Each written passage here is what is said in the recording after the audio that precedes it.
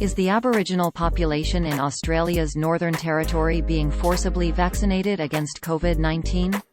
No, that's not true. Experts told Lead Stories that COVID-19 vaccination in Aboriginal populations is not compulsory. The claim appeared in a video, posted to Rumble on November 24, 2021. The video is a segment from the Stu Peters Show that featured a clip of a Northern Territory Aboriginal individual with a group of others describing forced COVID-19 vaccination. Beginning at the 1:58 mark, the individual said, quote, "We have the Northern Territory government force vaccinating our people, pressuring them, using foreign military, foreign police officers, and local military and local police officers, to pressure our people into taking this bioweapon." End quote. The individual went on to refer to Aboriginal populations as the guinea pigs of the world, saying that they were being used to test COVID-19 vaccines, which they describe as nefarious. Users on social media saw this title, description and thumbnail, quote, "Breaking. Aboriginals hunted by military. Kids jabbed by force. Disturbing video." The Stu Peters Show is tracking the Aussie Aboriginal abomination, and we are dedicated to exposing what's happening to free citizens in Australia.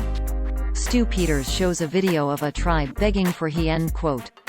The claims made in the clip have been discredited by Australian officials and Aboriginal leaders alike. David Cole, the individual speaking in the clip, is a noted anti-vaccination conspiracy theorist. To strengthen his claims in the clip, Cole made allusions to the historical mistreatment of Aboriginal populations in Australia. The Australian government and other Australian institutional bodies have in the past conducted unethical treatment against Aboriginal populations, perhaps most notably the forced removal of Aboriginal children from their families. However, there is no evidence that COVID-19 vaccination efforts are comparable to those historical unethical policies. Wurli Wurlinjang Aboriginal Health Service, an Aboriginal health services organisation based in the Northern Territory, posted COVID-19 vaccination information via Facebook on November 24, 2021. The post included a statement made by leaders of the Aboriginal communities of Binjari and Rockhole, which are located near Katherine, a town in the Northern Territory. Quote, "People are very hurt by the untrue comments being made in the media and social media about their situation. Support personnel and organizations are providing support to Binjari and Rockhole.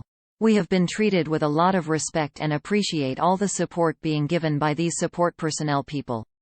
We are in lockdown because we're in the biggest fight of our lives. We're trying to keep safe. We're trying to do the right thing by the community and Katherine. We don't need people out there creating another flood for us. We don't appreciate outside people making comments that are untrue. People on social media saying that our people are being mistreated need to realize their comments are hurting the very people they claim to care about." End quote. In an email to Lead Stories on November 26, 2021, a spokesperson for the National Indigenous Australians Agency, said, quote, "Vaccination for COVID-19 is voluntary, as are all vaccinations in Australia, and people maintain the option to choose. There are some work settings that require a vaccination, but this does not constitute a forced vaccination." End quote. Lead Stories was forwarded a comment from John Patterson, CEO of the Aboriginal Medical Services Alliance Northern Territory, in an email on November 26, 2021. Patterson said, quote, "This and related videos from the Rumble site are palpably false and malicious. 1. There is no evidence that the Australian Defence Forces have behaved in the manner alleged.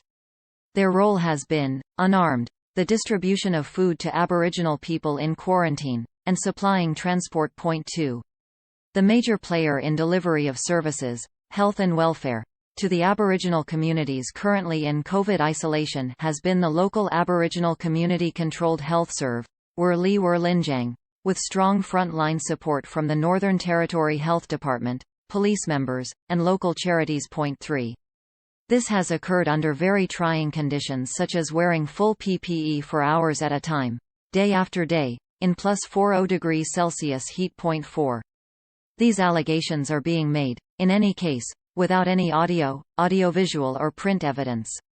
5. The particular video utilized, based on conspiracy theories and hearsay, are insulting to the traditional owners and residents of the communities concerned, and damaging to efforts to achieve vaccination levels that can ensure the health of Aboriginal people." End quote.